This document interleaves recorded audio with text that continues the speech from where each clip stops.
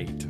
It's recording, Mark. Nice job. Appreciate you being able to push the buttons every morning and just getting us off to a good start. You're welcome. You might need to scoot a little closer to that. Yeah.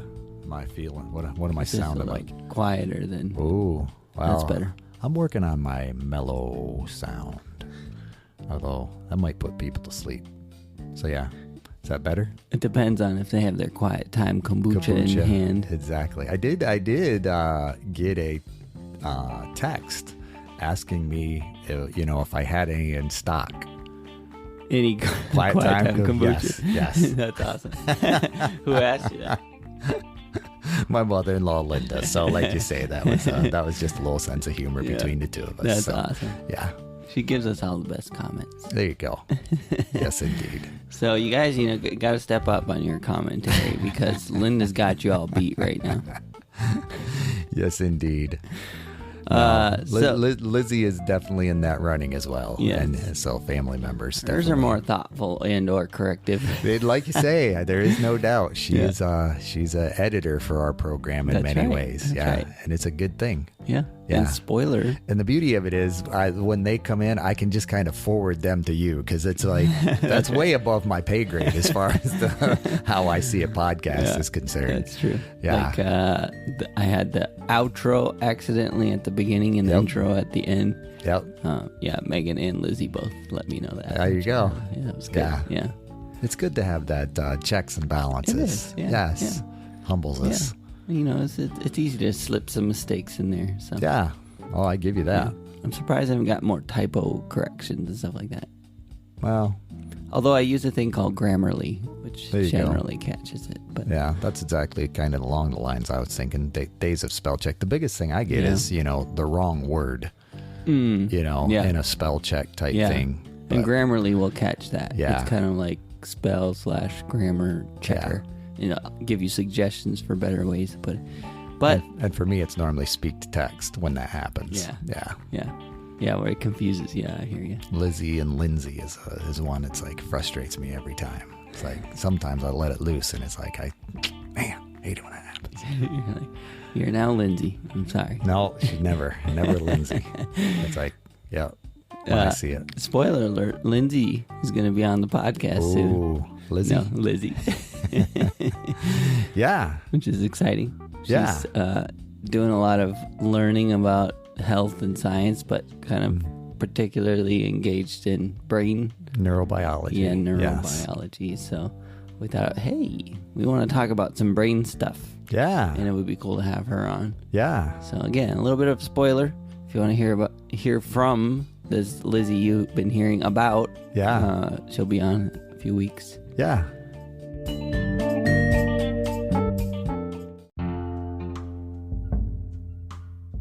Welcome to How I See It with me, Mark Pratt, and Justin Sternberg. This is a podcast that works to counter cultural polarization through thoughtful conversations.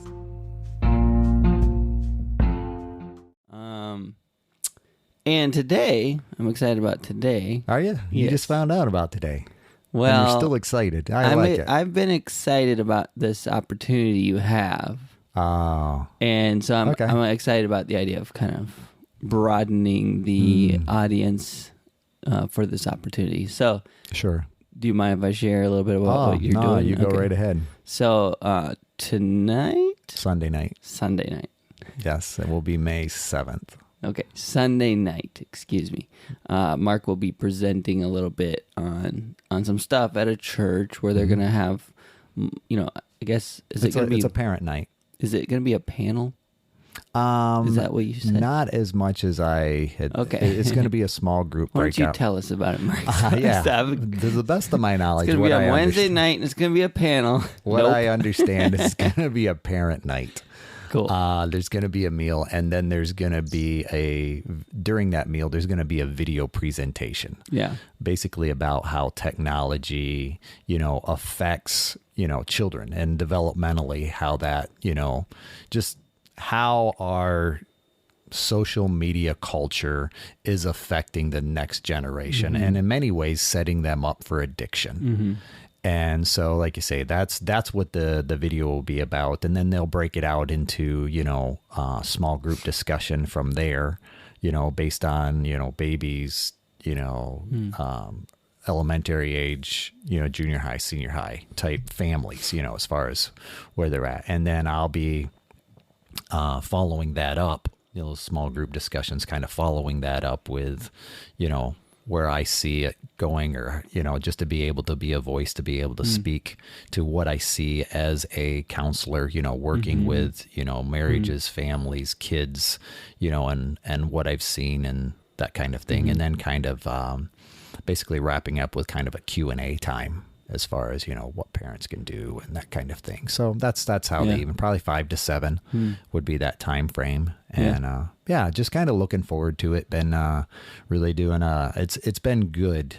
Because I recognize, in the day to day, you can kind of do the thing. And I respect the fact that, if you just do the same thing over and over again, you don't always go out and look for the new research or look for the new thing. I mean, I probably spend as much time, with my quiet time stuff, and, new ideas come through that, devotionals and so forth, but I'm not necessarily always going out there and looking at the latest research and that kind of thing. So it's been a good little opportunity for me to just kind of invest again and look at some of this stuff. And it's, it's been convicting as far as, it definitely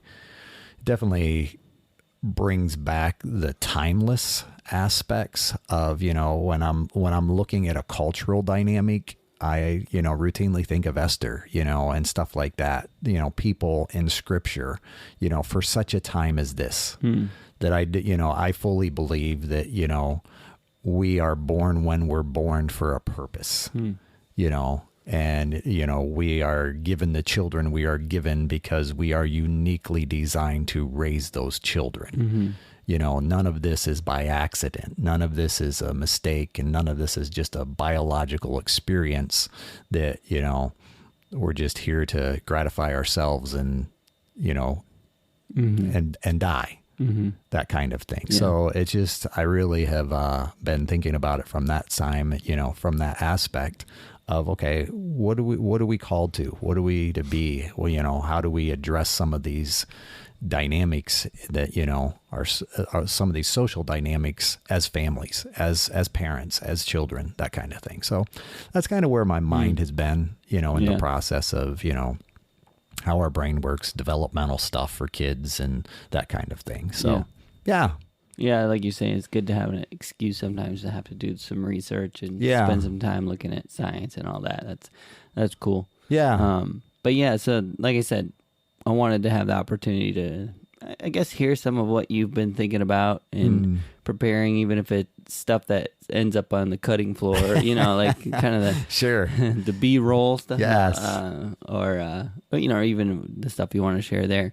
And if, as a listener, you're looking for an invite, it will be over by the time. Yeah, that's true. By the time this is released. So don't ask. Yeah. You can't go. But you know what you do get? You get to listen to this podcast. There you go. Yeah. So yeah. How are you getting into it? Like because I know the video is going to set up a lot of the conversation for you, I think, right? Yeah. And it's going to set it up. But I think for me, it's my desire, what I'm feeling, kind of led to speak about is hope. Yeah. In the midst of this culture. You guys have heard this from Mark before. He's all about that hope. I guess that's what, brings it back to me from a timeless, because this is part of my dynamic is I believe, there's the aspects of what is timely and what is timeless. Yeah. And for me, those are I wouldn't necessarily put them on the, continuum dynamic.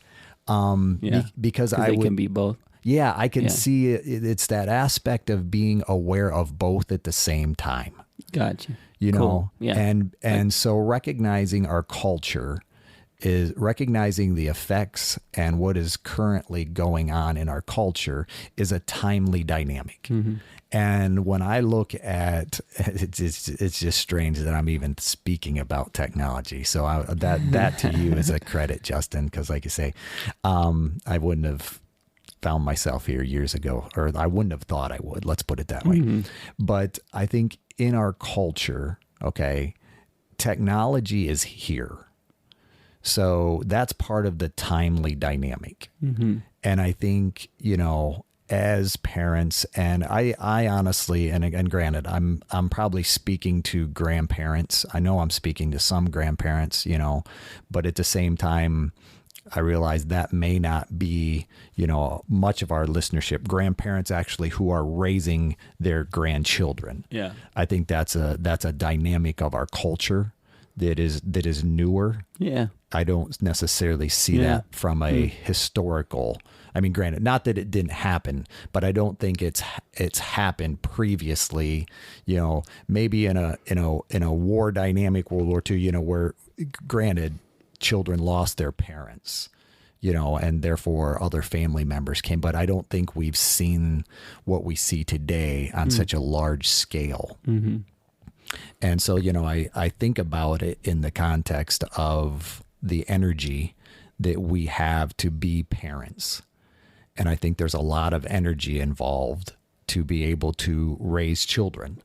Yeah, for sure. And so that, from a cultural timely dynamic, I feel for, parents, and then I feel for grandparents who are raising young children, Yeah. So I think that's an aspect of the timely, but there's so much of the, our social media dynamic that is, I just found out a new term is iGen. It's the group of kids who have been basically born, I believe it's since 1995. So basically a generation, from that point, we have a group of people who have been raised with smart technology. Yeah. So like the iPhone, generation I. So, or iGen, there's books and so forth out, but you get the idea. And, this is new information. Much like the millennial, or what's right before millennial? Probably. What's X? Is that right? Yeah, something. I think Generation X or millennial. So I think millennials were raised on computers, which was a new paradigm, right? Yeah. And Generation X, the number of people, kids who had access to computers was much lower. You had the Steve Jobs type people or whatever. Yeah. And that they're outliers because they had rare access to computers. Whereas my generation is like it's kind of that same shift, right? Yeah. Like we were raised on computers and had to learn that world. And now, like you said, iGen, I guess, raised on smartphones. Exactly. Yeah, it's cool. And, makes sense. It does. And it's so, and I think that's where in this, in the timely part of it, I guess to put it politely, there has been a misleading of what this technology is and what it can do, to the developing mind. Yeah. And, you bring up Steve Jobs and, there's, other people, in the tech industry. And the reality of it is, truth be told, Steve Jobs never allowed his kids on a screen. Yeah. So when you think about these people that are engineering this stuff, or, these, and there's education systems in Silicon Valley where, the execs send their kids to school that have no screen. Yeah. You follow me? Yes. And they recognize the power that the screen had to create this, dopamine biofeedback loop that creates this addiction, for the screen. Yep. Because they have firsthand, view to the algorithms that are created and the science behind it. And sure. Yeah.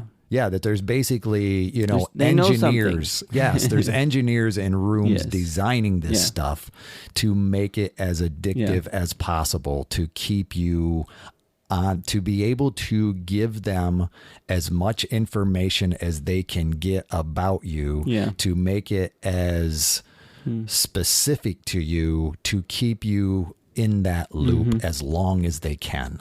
You know what's a little bit sad about that? A lot. Yeah. Okay, a lot of it. No, I'm just thinking about.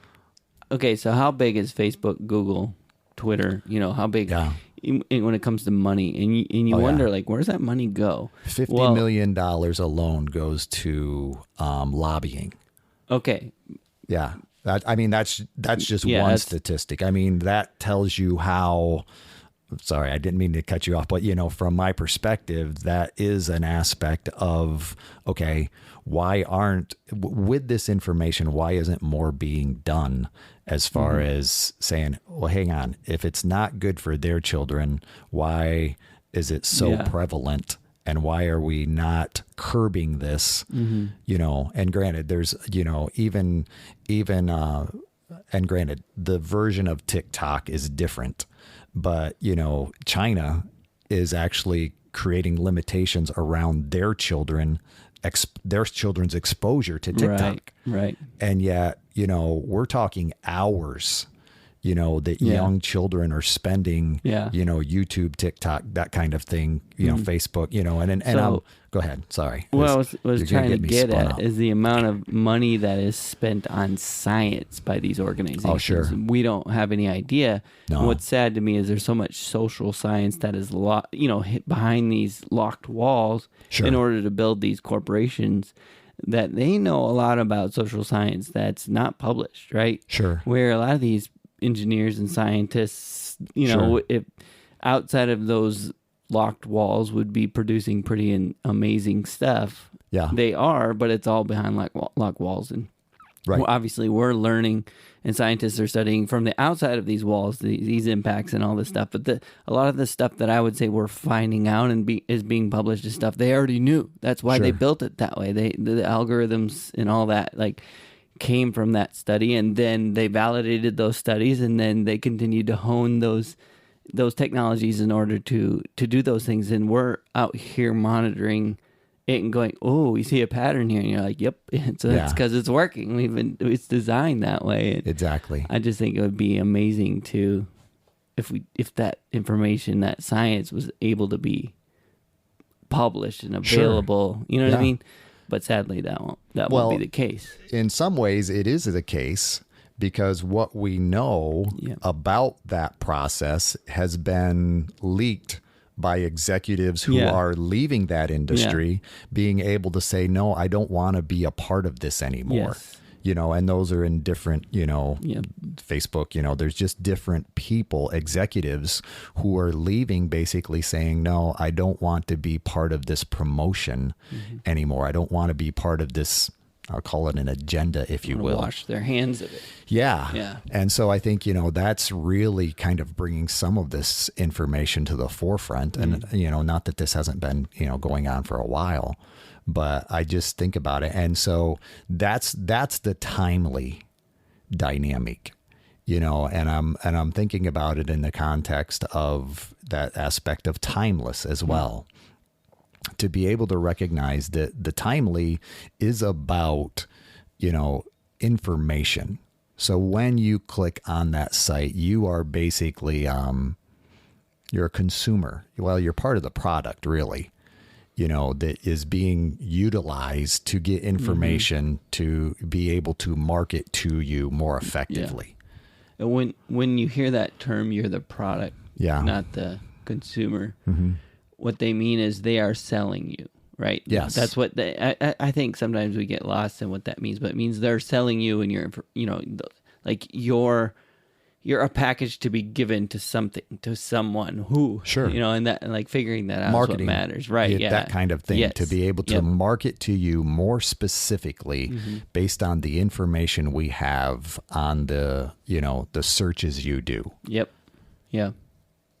So like you say, all that information is out there. And yet I'm willing to recognize from my perspective, I would dare say each generation to a certain degree has had its addictions.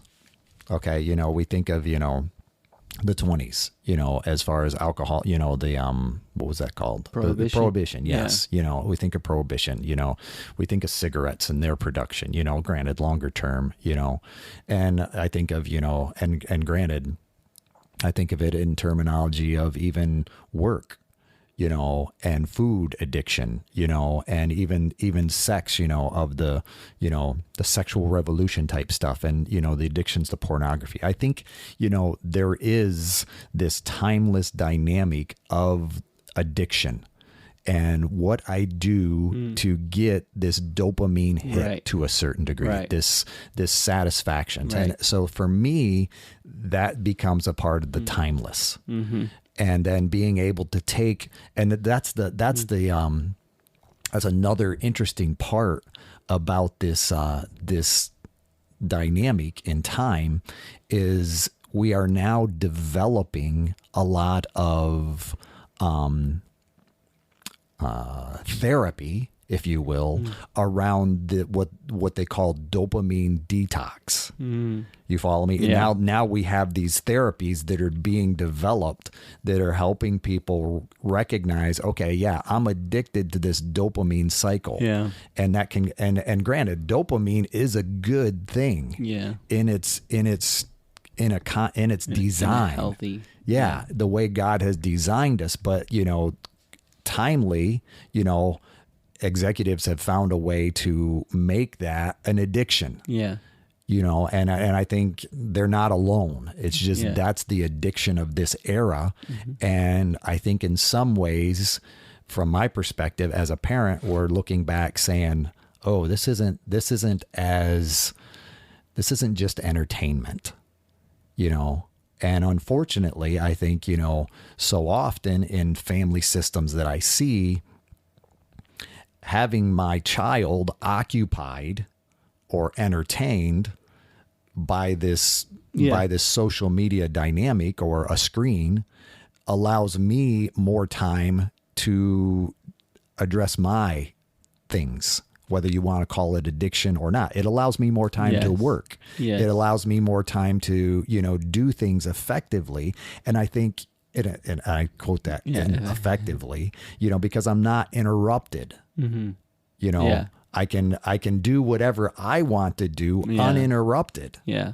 Because my child isn't, interrupting me. They're not being an inconvenience. And I think, that becomes a cultural aspect when we see, kids as an inconvenience. And this is also a timeless thing, and that, Sure. I think every generation of parents has had something to send their kids to do, right? Sure. And we, a lot of older, grandparents age type thing would be like, well, we sent our kids outside to play, and that was a healthy thing. But really, it's that same paradigm of get out of my hair. I need to be effective, like you said. And Sure. that was the thing that they sent their kids out to do. And back to the timeless aspect, we look at that nostalgically and think that was better than it is now. I think we'll find out in another generation that, there are trade-offs to both of those things. Sure. And kids who are playing on their phones for hours at a time, there's a lot of negative. That's what we're talking about, right? Like Yes. we're definitely talking about the negative. But I also think there's going to be some trade-offs where they're going to learn some things that will benefit them in their life as a result of that. Just like the kids who are sent outside to go play and build forts and all that. They learned some things that were effective in their life. And again, we look at that nostalgically and think that was only healthy. But I've been involved in Celebrate Recovery a long time. The particular area of addiction I hear a lot about is sexual addiction. And a very common story I hear from guys who are older than me is, well, me and my friends, in our fort, one of them brought one of their dad's porn to that fort, whatever, No, I hear and so you. kind of the isolation, setting them off where they're unsupervised. And you also hear about, boys molesting other boys because of that time alone. Like, I'm just saying, it's important to understand the timeless aspect to shooing your kids away to do something. It's always impacted kids in a positive, like sometimes positive ways. And again, I think there's a lot of independence that was learned through kids going off and biking around town and all Yeah. those things, right? Yep. Like, but I also think we nostalgically forget kind of the negative trade-offs to that too, where we left our kids exposed Yep. in areas where, you know, where they shouldn't have been. And now we can be more hover parents. Like, we want to see you at all times, but we stick you in the corner, you know, staring at a phone. Yeah. And you're also unmonitored. Yep. You're also exposed to similar types of Exposure. predation, for one. Sure. You know. Yeah. And yeah, exposure to addicting type things. Yep. You know, but they can do it in plain sight. But it, you know, and it looks like It looks safer. yes. And I think, you know, our culture has become, you know, kind of consumed with safety, Yes. you know, because, and we're almost becoming risk averse, Yeah. you know, to where there is something beneficial, you know, to developing children to be able to take a risk. I think that, you know, that's a part of where we are seeing such an increase in anxiety, Yeah. you know, because there is this dynamic of, you know, safety and perfection, and, you know, and that's a difficult thing for, you know, young kids to be able, well, you know, I can't do that, you know, and we're creating that safety. And granted, I agree with what you're saying 100%. That's kind of where, you know, addictions, you know, aren't new. Yeah. You know, Yes. and that's Yes. the timeless piece, Yep. that addiction isn't Yep. new. Each generation has Yep. its addiction to a certain degree. Yep. And like you were alluding to, I'm part of that generation that grew up with too much free time. Yeah. But I think our culture has gone the other direction. We know of the predation more than we do. So it's safer for my kid to be in that room and occupied, because I know where they're at. Yep. The issue is I don't know who else is out there and who's influencing them right through that screen. Yeah. And so that's the I appreciate you addressing that. I think you put it to words better than I did in that process of, you know, addiction is one of those timeless things. And I think we can go from one extreme to the other. It's like, just go outside and play, you know, and get out of my hair. Yes. But I think, you know, that's when we see kids as a inconvenience. You know, and granted, that's not to say that we have to, this is the other part of it. I think we have to be able to recognize that sometimes kids are an inconvenience. and at the same time, boredom is beneficial. Yeah. Okay. Yeah. I think we've grown up to a certain degree, you know, with parents who are motivated, you know, by it's a bad thing if my child is bored. Right. And in reality, that's not true. You know, boredom is a benefit to our bodies, to our minds. You know, the ability to have our minds kind of free float, if you will. You know, and just think, oh, I wonder if I'm looking, what would happen? You know, those, like you said, those problem solving kind of dynamics that boredom alone can create. And I think, you know, we've taken that to a sense where boredom is bad. And, you know, being able to recognize, okay, yeah, boredom isn't bad. Boredom is healthy. And I think, you know, it's interesting, because I was thinking about it even with my own kids. It's like, I think they learned not to tell me they were bored, because I just, you know, made sure they had, I'll fix that. There's this to do. There's this to do. And I think they learned in some ways how to entertain themselves. Yeah.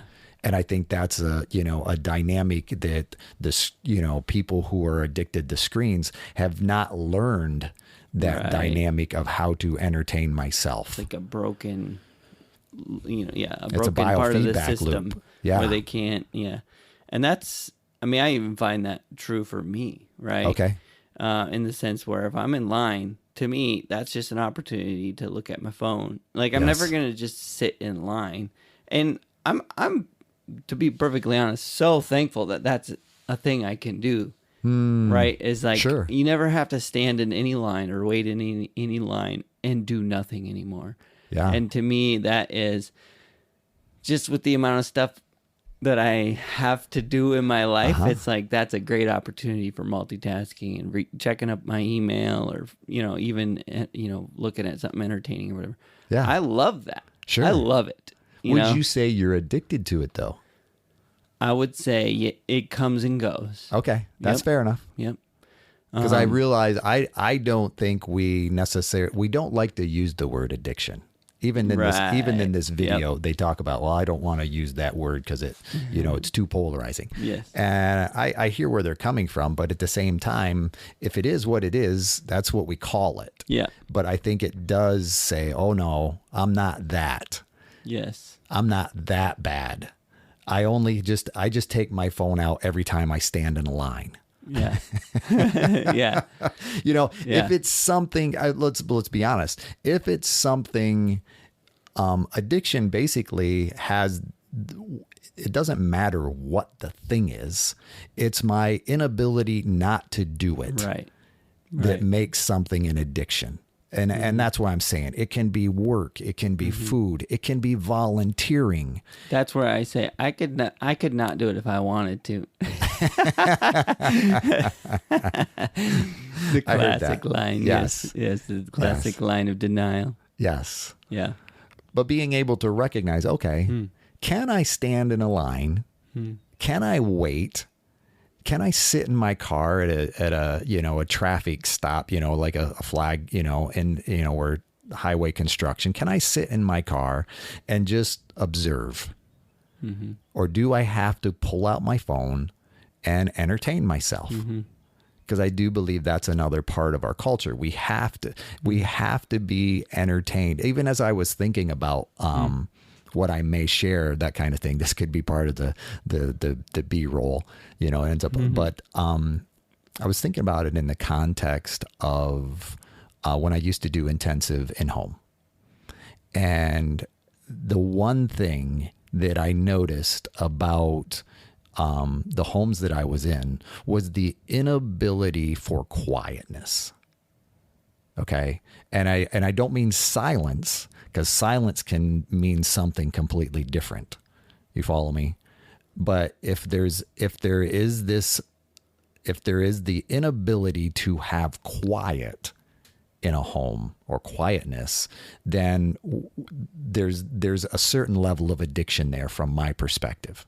If we have to have, yes, we have to have the TV on, we have to have, music playing. Granted, all those things can be fine. But there again, music in itself creates a dopamine hit, that kind of thing, to where, in this culture, who doesn't have 350 songs on their playlist? You follow me? Because we spend the entire day listening. Or, we have to have the TV on, even if it's something we're not even watching. You follow me? That in itself, from my perspective, is a limited form of addiction. I think, there is this, because if we can't be quiet, okay, we don't have the opportunity to have a timeless conversation. You follow me? Because in my mind, and granted, I like the fact that you use the multitasking, that's sometimes lauded as a beneficial thing. But there is a tremendous amount of inefficiency in my ability to think if I'm trying to do one thing. And granted, a young mind can do this rather quickly, going back and forth between, but it still makes them less efficient about what they're doing. Not that efficiency is the only thing, but we have to recognize that, yeah. And that's another dynamic, is the aspect where our attention span, okay, I want to say it's early 2010, I'd say.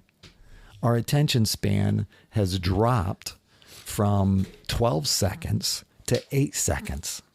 My attention span went really low when I couldn't hear through the thing stuck in your throat. So I had to get you a water. That's all right. I appreciate it. I was like, I'm not the only one who's having a hard time listening. I bet the listeners are going to have a hard time. I appreciate that. Not that it necessarily went away, but we made a novel attempt. Yes. Now you all know we made an effort, so just deal with right. it. Because Mark's he's gonna push through. The reality of it is at 8 seconds, okay? Yeah. That makes our attention span 1 second less than a goldfish. So there again, B-roll material. Yeah. But it is, and you think about how important that is. Well, I haven't thought about that. Well, 1 second. Okay. You think about how important that is to having a timeless conversation. Mm-hmm. If my attention span is basically 8 seconds, and then I'm looking to, as you said, well, I haven't thought about that. Hey. It's been 8 seconds. It's my turn. It's my turn. But, Sorry, but that's the interesting part. Okay. When I think about that, because I know that we have 7 to 10 seconds, or basically that 8 seconds, to make healthy decisions sometimes.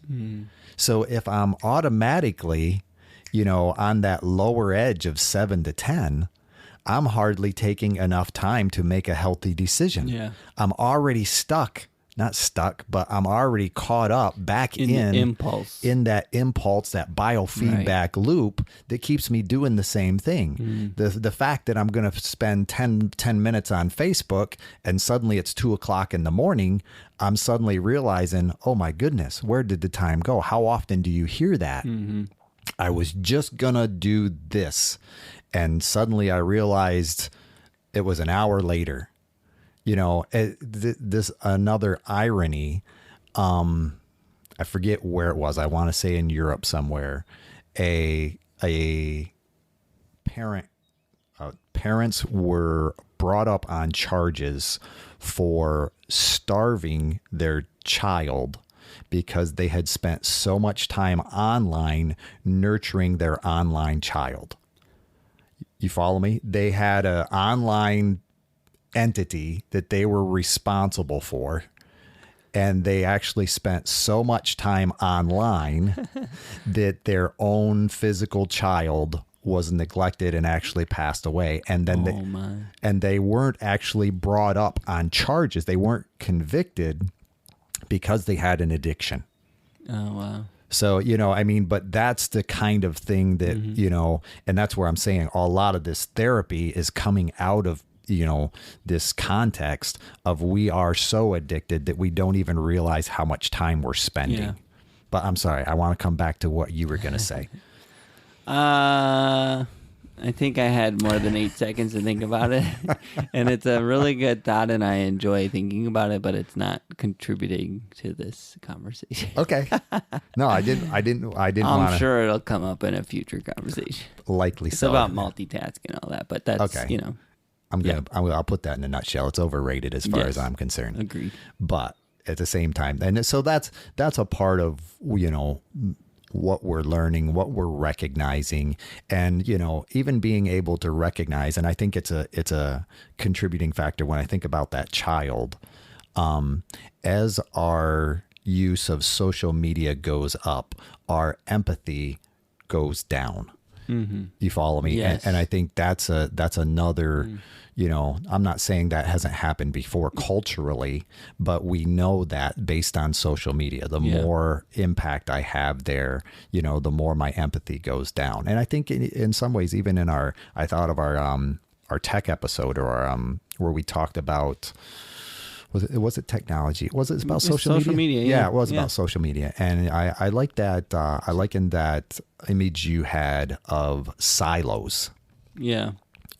And how we have social media tends to isolate us. Well, yes. To our silos. It tends to isolate us, but what we're thinking is we have the thought, the perception that it's uniting us. Yes. When in reality, it is dividing us based on the fact that if you do a search and I do a search, we both get individualized information that feeds us what we want to hear. Yeah, and you and I might end up in the same bucket, or we might end up in separate buckets, and that bucket becomes more and more self-feeding to the degree, and this is your Yes. point, right? That Yes. now I'm convinced everyone in the world is like this, and if you're not, you're super weird. Yes. And I'm over here in my bucket or silo, right? Yes. The silos. I'm over here in my silo and getting the exact same thing. I'm getting only articles that reinforce my beliefs based on things I've already searched, Yep. based on comments I liked on Facebook, et cetera, et cetera, et cetera. And I'm just over and over and over fed this information that says, you are right. You are right. Yes. You are smart. There's you are your good. dopamine hit. You are good looking. You know? We like you. Yeah, we like you. You're the best. You're on top of the world. Like all these Yes. things. And we're like, but Mark's over there, and he must be the only one on the planet who thinks what he just said. Like, that's insane.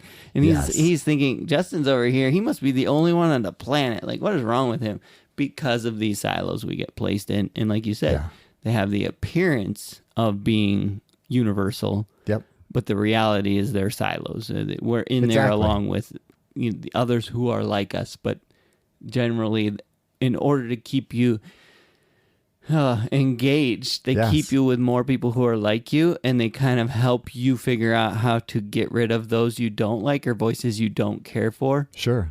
And they a lot of times, especially in today's culture, it will be framed in the sense of tolerance or offense, right? Like, Sure. if you're offended by certain material, just tell us and we'll get it right out of here for you, because Yeah. we care about you. Yep. And it's really about, no, we want to keep you engaged, and we want to keep that you in your silo, because that's what keeps you coming back. And Yeah. it's just it's good, Very. good stuff. Yeah.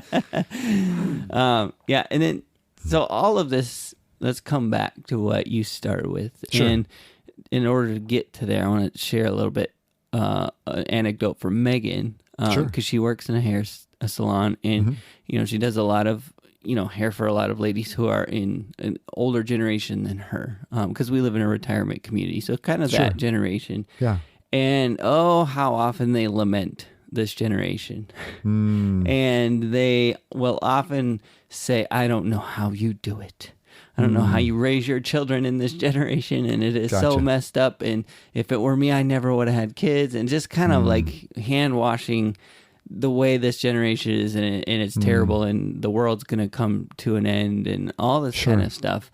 And, Megan's always trying to bring it back to hope, and Sure. ultimately saying, I think we're doing okay. You know what I mean? Like, and there is some differences in this generation, and that's obvious. Sure. But let's come back to hope. Why is there hope, Mark? There's hope because while there may be all of this information out there to keep us in a loop, we have a choice whether we go there or not. That's the way I see it. And the reality of it is we can establish boundaries around this social media time, how much time is spent. The research basically is telling us there's this opportunity, as we're learning, that 2 hours is that window. Okay. Kids who spend more than 2 hours of screen time are far more likely to suffer from depression, anxiety, body image issues, those kind of things. 2 hours is that window. Kids who spent less than 2 hours are far less subject to that mental health dynamic. So for me, that's hope. In other words, we can recognize in the timeliness that social media and technology is here. Now granted, can something happen that wipes out all the electricity? I'm not a conspiracy theorist, but sure, it's possible, but at the same time, for now, it's here. Speaking of that, You got another topic? and the goldfish. And the goldfish? Yeah, he said that the goldfish has certain time, whatever. Yeah. We have less than they do. Yeah. That's what I was referencing. Okay. Anyway, have you heard about the people who would go and shoot up a power? What do you call that? The big places. Oh yeah. Like a transformer station. Yeah, they'll go with their semiotics and shoot them up. No. And it's part of this conspiracy of like, we're going to shut down the power grid, and it's going to wow. return the world back to, we're going to go over there with our ARs and take care of that. I was thinking more of like thing. a solar flare or something like that, but either way. Well, that's a real thing that's happening. So it's just funny about your conspiracy. It's like, but the actual real world impact of that is pretty minimal. It's just super inconvenient for a little bit, especially for authorities. And the thing, just like all things like this, right? They ruin it for everyone else. Like now we're going to have basically, prison walls built around these things. And it's going to be anyway.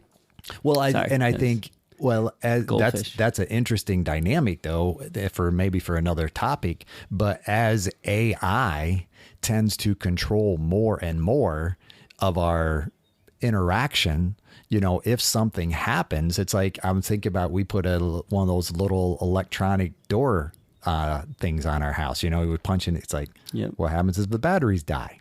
Yeah. Before I just used to keep a key and, and I had a mechanic, used to be, well, even with the electrical grid, there used to be a guy, that stood at a gate that was guarding that transformer station or that switch. Now if something electrical happens somewhere, suddenly some things get shut down just because that switch is no longer available. And that's just a part of technology. As we become more reliant on it, it's interesting. I mean, think about it in the context. How many phone numbers do you know?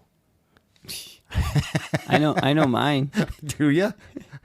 And I know Megan's. Okay. Yeah. Those are the only two I need to know. Yeah.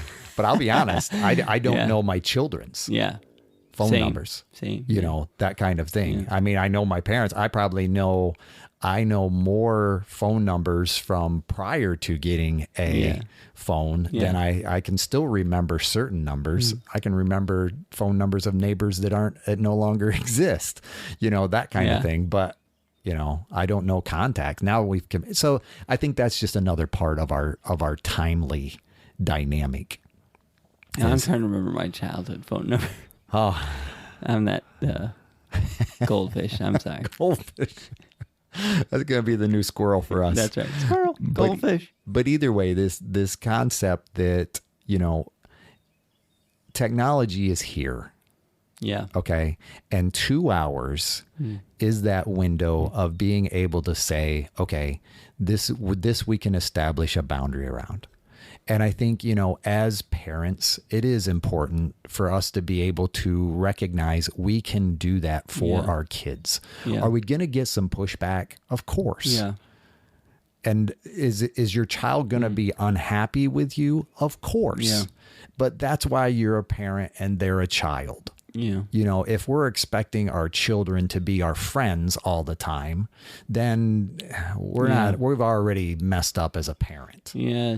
You're heading the wrong direction. Yeah. Yeah. And speaking to myself, I mean, I've struggled with that. I really do. I mean, we still, I think we have decent boundaries, but man, they are hard to hold on to. Yeah. Especially as, your kids get older and they have more, logical arguments that you're like, I see why you think that argument is good. Yeah. Right? It's like, no, I agree. And I even feel bad that I'm not going to give you an argument that you feel is adequate. Sure. Doesn't matter. Yeah, it may not make sense. I know more to you. than you. Yeah. That it does get harder and harder to hold those. Yeah. Hold the line. Yep. And I hear where you're coming from, and I think I erred as a parent. I erred on the other side of that continuum. That basically I was probably too authoritative, at times. Yeah. And I think it's tough though, that balance. Yeah. It really is. Yeah. And so, just being able to recognize, okay, I need to be able to deal with the issues that are mine. Like that Matthew 7:5, taking the log, the plank out of my own eye to be able to see, to remove the speck from my child's eye type thing. And I think I have Can I speak to that? Sure. And just go right at the Preach subject. If you're struggling with looking at porn on your phone, you're not going to stop your kid from looking at porn on his phone. You're not going to touch or something else. Yeah, I'm just going right at that one because to me that's a very common one that I know of. Sure. Is, so many, again, the world that I operate in, I work with a lot of guys and whatever. I'm aware that this is very common. And I think it's kind of a duh thing for most people. Like, yeah, I think most people, struggle with looking at porn on their phone sometimes, right? So all I'm saying is that's a big problem to parenting well for kids who are on their devices, because why would you say they have to put Covenant Eyes on their phone? Covenant Eyes is a software that helps track what they're doing and make sure that they're not, looking at the wrong stuff, and sends reports to people if they're looking at the wrong stuff. Why would you put that on their phone if there's a chance that someone might say, well, hey, maybe we should do this on everyone's phone? Sure. Well, I'm an adult, whatever. Let's not approach that conversation, or let's not, or we might kind of be like, I have a hunch he's looking at porn on his phone, but I can't approach it because questions might come up. Yeah. So I think that Matthew 7, kind of that just like you said, if I have that log in my eye, the chance that I'm able to see or deal with the mote, the small speck in my child's eyes, is problematic. Yes. Because someone's going to point their finger back at me, and now I have to deal with it. Yeah. And it might even be my child. Right. Yeah. And just as a timely dynamic, I deal with this a lot with weed. It's like, well, who are you to say that I can't? Why is it not good for me? But I know you smoke, that kind, that'll come out in sessions, and, and it's not that it's not that I'm not aware when there's a essence, in a house, in the room, that kind of thing. Essence. Nice way to put it. Yeah. Yeah. But I think as we need to, this is where maybe in some ways it comes back to our boundaries conversation. If we don't have healthy boundaries for ourselves as parents, how do we establish them for our kids, or help our children establish them? If we're not demonstrating what healthy relationship looks like, how do we expect our children to have healthy relationship? Those kind of things. And I think, so often in that authoritative dynamic, there was this aspect, do what I say, not what I do. And now we've come to maybe another dynamic that's basically saying, well, I just can't tell you no because I'm not dealing with it myself. Yeah. Yep. Yeah. And so kind of coming back to Megan's conversation, she'll often bring it back to kind of like you started with the timeless aspects to parenting, and how, well, she'll bring up some of the things we talked about, how it used to be this way, but now it's this way. And basically there has new challenges, and we're working through that, and our kids are doing okay. And they're going to have some messed up thoughts based on this particular paradigm they're in now, just like I had messed up thoughts from the particular paradigm I was growing in. And I think coming back to hope, the hope isn't that, oh, it's fine. That's not the hope. The hope is that it's bad like it's always bad. Right? Like there's always going to be sin crouching, at the door. At the door, sure. Right? And it's always our job to lock that door and keep it closed. And if somehow we let it in, kick it back out, right? Like that's universal, timeless truth. Yes. And it doesn't matter what the generation you're in, it's going to be at the door. Sure. And I think the hope is that we have the opportunity there, especially if you're a believer in Jesus Christ, and you have that hope inside you, and you have the Holy Spirit operating within you. Greater is He that's in you than he is in the world, and we have the power through Christ to transform. Yep. Sure. Yep. And back to the, I referenced this earlier, but Stephen Covey, in the first chapter, his first principle of the 7 principles of highly effective people is proactivity, and what he talks about in that is a concept from Viktor Frankl, even, which was a psychiatrist from a while back who went through the Holocaust. Yeah. He was stuck in a Nazi prison camp, and he realized that they can torture me, but they can't convert my thinking. Sure. They don't have that option, because between stimulus and response, I have the option to choose how I respond. Now we get into that 8-second thing, right? Like, if you respond within that 8 seconds, you might not be actually choosing. Sure. You might be more in that animalistic instinct. And animals don't have a choice to think about their response. They only can respond in instincts, right? Sure. So I see a human, I run. And that I don't think about, is that a nice human, or whatever. Sure. It's just the instincts kick in, where we have the opportunity to decide, is this safe or not? Is this right or wrong? Yeah. Is this something should I watch this next YouTube video? Mm-hmm. Should I click this link? We have an opportunity. And if you feel, you're slipping yourself slipping into that one video turned into 2 hours Mm-hmm. kind of thing, maybe one technique is to say, wait 9 seconds after each video.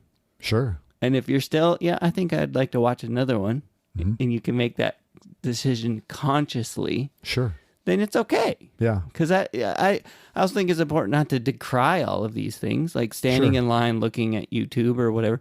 That's not a bad thing. Right. It can be a bad thing. I hear It's you. important to think about it, Yeah. Same thing like with sitting down to look on social media after work. That's not a bad thing. Sure. It can be a bad thing. Yeah. Sitting around to watch TV after work. Sure. It's not a bad thing. It can be a bad, right? Right. Like, And I think you bring up, I like what you shared about, as a parent, our role is to kick it out the door. And I think about it though, in the aspect of technology, and much of that is already in our homes. yeah. So at that point, it's one thing if somebody's outside my house trying to get in. Yes. There's a lot of options for that. But if something is in my house and it's become a friend to me, Yes. then it's far harder to kick out. It is. And I'm not, I'm not saying it's impossible. I'm agreeing with everything you say regarding choice, but I think the things that we have made pets, if you will, that are inside our house are far harder to deal with. Yep. But yet it just means we need to be able to call it what it is. Yeah. Well, whether it's an addiction or whatever, and then deal with it accordingly. And I think that in and of itself still offers hope because there is a choice. There is an opportunity to be able to do something different. And I think there is something to be said for, no matter the era, no matter the timeliness, there is something to be said for having routine opportunities to engage one another as family. Yes. And I think there's something, another balance, if you will. If you're going to spend up to 2 hours on FaceTime, you commit to having at least 2 hours or balanced opportunity for face-to-face interaction. And I think so often it is this aspect of we just kind of go to our silos and entertain ourselves until the next day comes. Yeah. And then, but there are consequences to that as well. Yep. And I think so often as parents, we have that ability to say, okay, well, how are you interacting with other people? We need to create boundaries that say, okay, this much time. And then you still go play with the kids, but we know where you're at. It's not, we're getting rid of you, but we're just creating this face-to-face interaction that I learn emotional intelligence.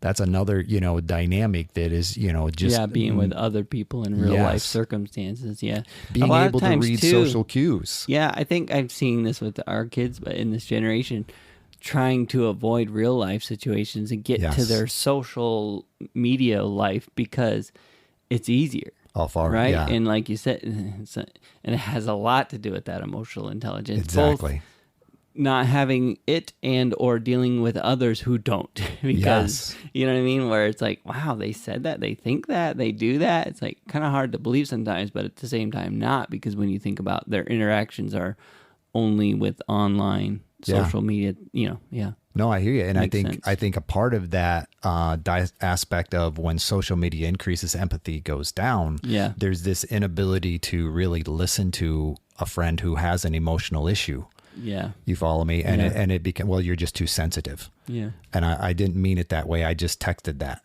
Yeah. I think there is this, it is a dynamic where the empathy goes down and there are consequences that go along with that.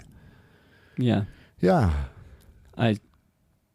Thinking about, you asked me about addiction for me. If it's an addiction, I said it kind of comes and goes. It just made me think about the life cycle of my kids and how when they were younger, they were like kind of just foreign to me, right? Like where a mother, it's kind of the mother's time where they nurtured, they do all this stuff. Okay. And not in all families, but in ours, it was kind of hard to connect with them. And so I'd sit with them and I'd be like, all right, look at my phone. And it became a habit and became addiction to where whenever I was with my kids, I'd pull out my phone and read Twitter. Yeah. And that was definitely a thing. And Megan called me out on it several times. Finally, I heard her and I was like, yeah, this has got to stop. And Sure. I feel like I vastly improved in that area. In fact, you can ask Megan if she If you agrees. see Megan. I mean, seriously. Yeah. And then, but it comes and goes. It moves from Twitter to something else, or productivity has become another thing where it's like, there's so much to do with my job. I'm always thinking about, well, I could steal some moments right now to check that email or respond to this person that I need to respond to or whatever. And that becomes its own version of dopamine. Like, oh, I feel a little bit better. I got that checked off my list or whatever. And life cycle of my kids, they're now at the age where two of them have phones. Sure. And I see how it feels like when I pick them up from school and the whole way home, they're just on their phone. And I'm like, hello, you know? Sure. And I'm like, man, that's exactly what I did when they were kids, you know? Now, they weren't hoping I was going to talk to them. They were playing with their Legos or whatever. Doesn't matter. It's and yet it's maybe very, there were times. That's right. Exactly. It's very eye-opening to me. And it just makes me go, you know what? It's okay to say this isn't okay. And so I had the conversation like, hey, if I pick you up from school, you don't get to be on your phone the whole way home. Sure. I mean, even if we sit in silence, that's fine. But Yeah. it's just rude to do that to anyone, like to be riding in a car as they bring you somewhere and just be on your phone. And it's like, no, that's not something we're going to do. You know what? That's a boundary. Justin, do you know what that's called? Boundary? No. I don't know. When someone has too much to do that they have to be on their phone. Addiction. No, I don't know. It's actually I'm contributing here a little bit. Good. It's called fubbing. Fubbing. Fubbing. It's basically phone snubbing, because you have so much to do on your phone that, you know, Fubbing. if we Phone enter the snubbing. elevator at the same PHUBBING. That's a Fubbing. good term. So it's basically, I'm too busy with my stuff to interact with you when we step onto an elevator together. Yeah. So it's just, you know. Yeah. So you feel fubbed when you're a child. That's right. Yeah. And, you know, like I said, Megan's worked on me a lot about this because of in our own relationship. So we'd go out on a date and I'd be checking my phone every once in a while. It's like, it didn't seem bad. And now looking back, it's like, ew, you know, like just that I did that. But her saying, hey, don't do that. And then, we've even flipped the script where I've said, hey, you said I couldn't do that. Why are you texting your sisters? That's the same thing. Like in her mind, it's perfectly wholesome, right? But it's like, I couldn't have a conversation. And it went back, like, we both had this thing. We both were fubbing each other at different times for various reasons. And in our mind, it was like, well, this is fine and okay. I'm not, this isn't about you. I'm not doing this to you. This is about the thing I have to do. And it's like, no.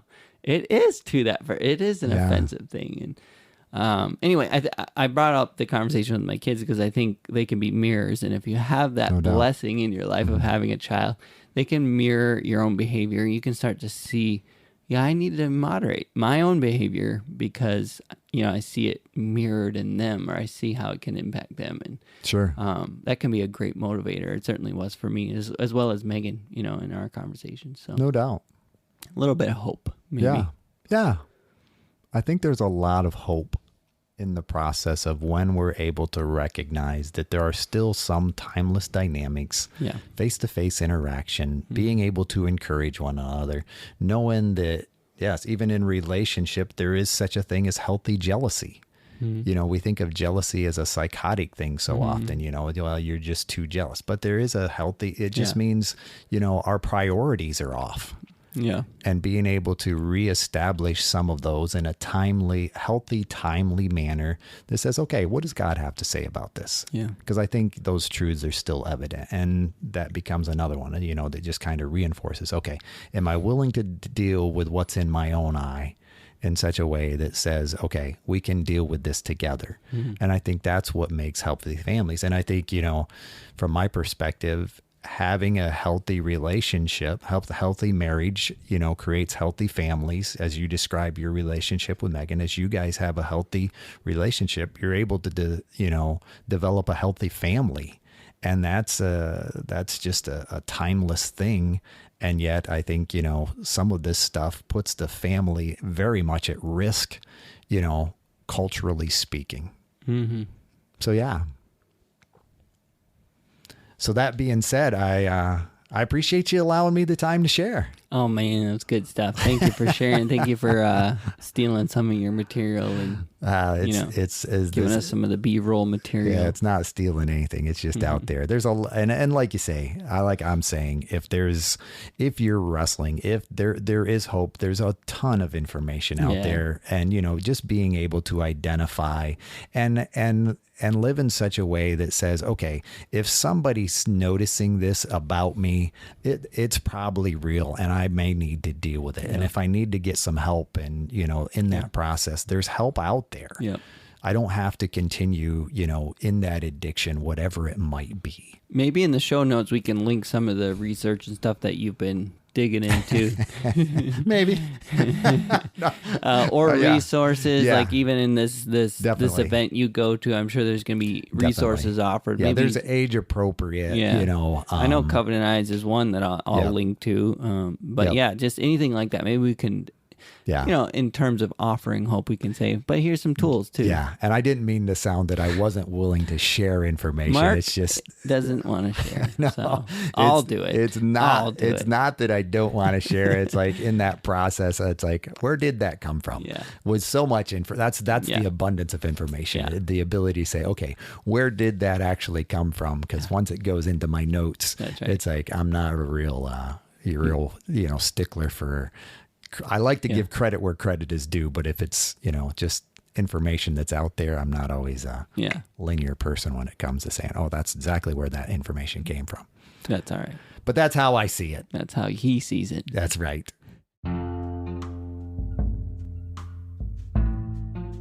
Hey, thank you for listening to our podcast. If you like how I see it, please do all the things that podcasts tell you to do. Subscribe, rate, review, follow us, and or talk nicely about us on social media. If you want to reach out, the email is us@howiseeit.click. Yep, I said .click, as in .click. Please tell your friends about this show, and we'll see you on the next one.